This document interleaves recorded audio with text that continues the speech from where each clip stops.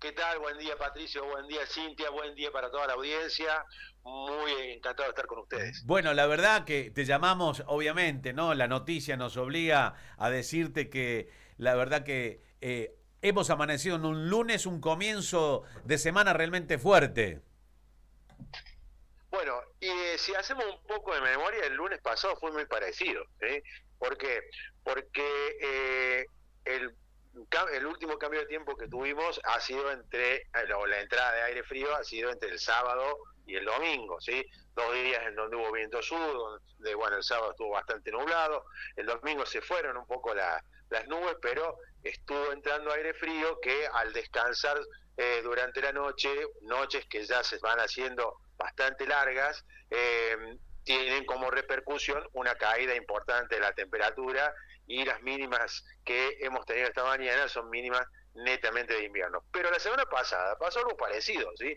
Recuerdan que entre jueves y viernes estuvo entrando la mayor parte del aire frío al área central del país y tanto la mañana del domingo como la mañana del lunes como la mañana del martes fueron mañanas que tuvieron prácticamente temperatura de 0 grados. Y esto es un poco el reflejo de lo que ocurre en esta época del año. Decimos, estamos en el otoño, sí, pero estamos en la última parte del otoño, sí, en el último mes del otoño, donde ya empezamos a notar que las condiciones de frío del invierno empiezan a aparecer a través de el ingreso de estas masas de aire frío que vienen desde la Antártida, que cruzan el Pacífico, que entran por la región patagónica y que empiezan a tener impacto sobre el área central. Son masas de aire que vienen, llegan, se estacionan un rato y después siguen su camino. Por eso es que no es que todos los días de acá hasta el día viernes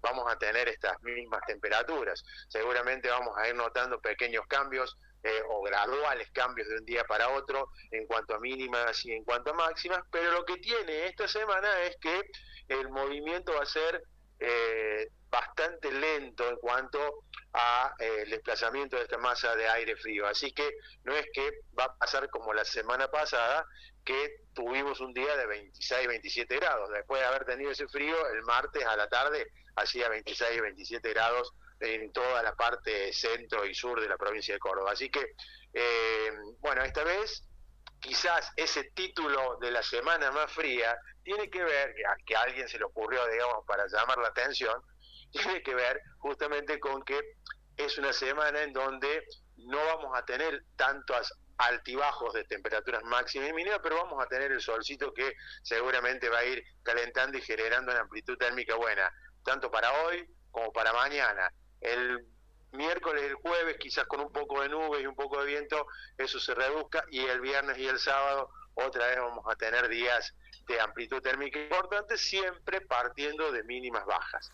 Mínimas que en los lugares urbanos son bastante distintas a los lugares eh, alejados de áreas urbanas, sobre todo en nuestras sierras, en lugares, en algunos vallecitos, donde la temperatura desciende mucho más. Y ahí quizás esté un poco el dato de que el cambio climático no es tan cambio climático como por ahí muchos lo piensan, ¿no? Cuando dicen, che, acá en la ciudad no hace más el frío que hacía antes. Y sí, porque la ciudad va generando su propio ambiente de isla caliente y entonces las temperaturas durante la noche, aún en invierno, empiezan a descender un poco menos. Pero ni bien nos alejamos de la ciudad y nos vamos a un paraje, a algún lugar más alejado, sobre todo en nuestras sierras, notamos que cada vez que pasa algo de esto, las temperaturas mínimas bajan de esta manera. Así como hizo -10 recién en ese lugar que ustedes decían, hoy a la tarde seguramente en ese lugar van a estar haciendo 15, 16 grados. La verdad que lo escuchamos a Gerardo y uno trata de aprender que estamos en un momento donde, bueno, propiamente la climatología nos indica que primero vamos a un punto que todos los años se repite, podemos ver una antesala ya pronunciada con heladas y con bajas temperaturas y que posiblemente, ¿por qué no?, nos anuncian, ¿por qué no?, tal vez la magia de lo que es la presencia de nieve en Córdoba también, ¿no? Sí, sí, los dos últimos episodios hemos tenido nieve, tanto en este fin de semana como en la semana anterior, en la parte alta de nuestras sierras grandes, en la sierra de San Luis, ha habido algunas nevadas, y todo esto de las nevadas, más este piso blanco que ha aparecido hoy en muchos lugares, tiene que ver con que hemos tenido un marzo y un abril con precipitaciones y muy húmedo, el suelo está húmedo, entonces el aire, por más que venga de un lugar un poco más seco, como la región patagónica, cuando llega acá y comienza a descansar, interactúa y se humedece un poco. Por eso es que cuando baja la temperatura se empiezan a aparecer estas escarchas, que no son ni más ni menos que una atenuadoras del descenso de temperatura. Si no hubiese humedad, hoy, en vez de -1, -2, como han aparecido, digamos,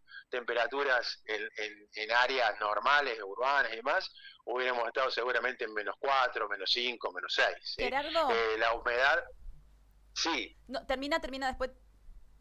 Sí, la humedad es justamente la que demora un poco o atenúa un poco el descenso de temperatura durante la noche, pero para eso se tiene que empezar a condensar y aparecen los rocíos y aparecen las escarchas, que son un poquito el indicador que está presente la humedad en todo ese proceso. Hay otros momentos del año que ya van a venir, en donde esa humedad no va a estar, y entonces el frío va a bajar, no vamos a ver nada, no vamos a ver la escarcha de la heladita, pero vamos a notar que las plantas que quedaron sin cubrirse están todas negras, ¿sí? Eso tiene que ver con que la temperatura bajan de 0 grados, pero no hay formación de escarcha por la inexistencia de humedad. Buen día, Gerardo, ¿cómo estás? Cintia te saluda. Te quería consultar tal, porque hay mucha noticia dando vuelta, hablando de que este invierno va a ser un invierno no tan frío, un invierno más caluroso, este fenómeno del Niño. ¿Eso realmente se puede predecir con tanto tiempo de anterioridad o son simplemente titulares llamativos? Sí, yo me inclinaría por no por las, digamos, que sean titulares llamativos, sino que son interpretaciones de información científica climatológica que no tienen que ver tan directamente con nuestra vida del día a día en cuanto al estado del tiempo, ¿sí? ¿Por qué?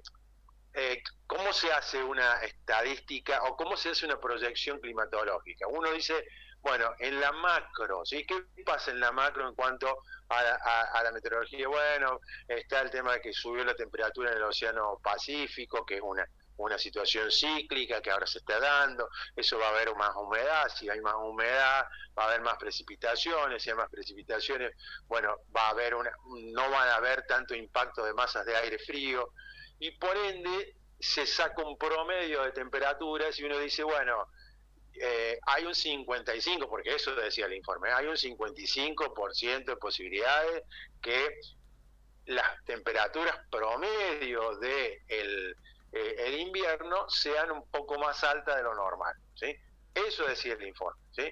Automáticamente los títulos dijeron, va a ser un invierno que no va a ser frío, ¿sí? Y no es así, ¿sí? Porque ya lo estamos notando eso, porque las masas de aire frío van a seguir llegando, porque los impactos van a ser, y entonces en el día a día nosotros eso no lo vamos a notar. Quizá lo notemos en los números, después cuando hagamos un promedio y en vez de darnos 15 nos dé 15,8, ¿sí? Y ahí vamos a decir, estuvo por encima de los valores normales, el valor de la temperatura, pero en realidad para aquel que anda todo el día y que tiene que programar y demás, esa información climatológica medio como que no sirve, ¿sí?